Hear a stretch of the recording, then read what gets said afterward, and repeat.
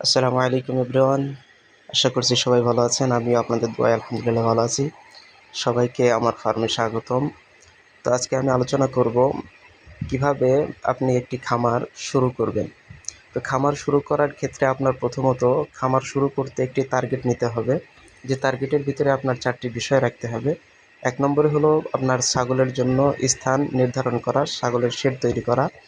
2 নম্বরে ছাগল সংগ্রহ করা। 3 নম্বরে ছাগলের জন্য খাবার-দাবার এবং চিকিৎসার ব্যবস্থা করা এবং 4 নম্বরে হলো আপনার ছাগল বিক্রি সম্পর্কিত।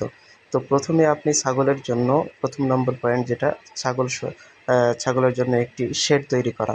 অবশ্যই উঁচু মাচা করে মাটি থেকে ২-৩ ফুট উঁচুতে আপনার ছাগলের জন্য একটি শেড এবং উন্নত মানের অবস্থান তৈরি করবেন, এতে ছাগল সুস্থ থাকবে।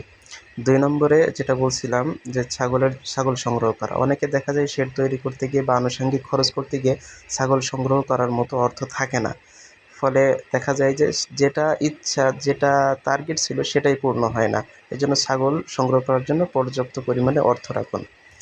৩ নম্বরে যেটা হলো ছাগলের খাবার-দাবারের ব্যবস্থা। অবশ্যই ছাগলের খাবার-দাবারের ব্যবস্থা উন্নত রাখবেন।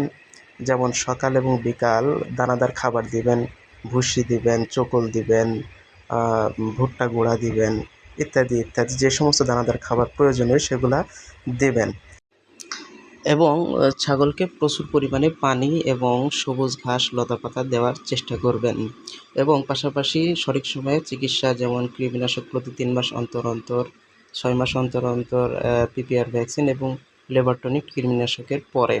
চতুর্থতম যেটা হলো ছাগল বিক্রি সংক্রান্ত। ছাগল বিক্রির ক্ষেত্রে অনেকে দেখা যায় খুচরা বিক্রি করে, তাতে হাতে টাকা থাকে না। আপনি চেষ্টা করবেন ১০টা ২০টা ছাগল একত্রে বিক্রি করতে, ইনশাআল্লাহ লাভবান হবেন।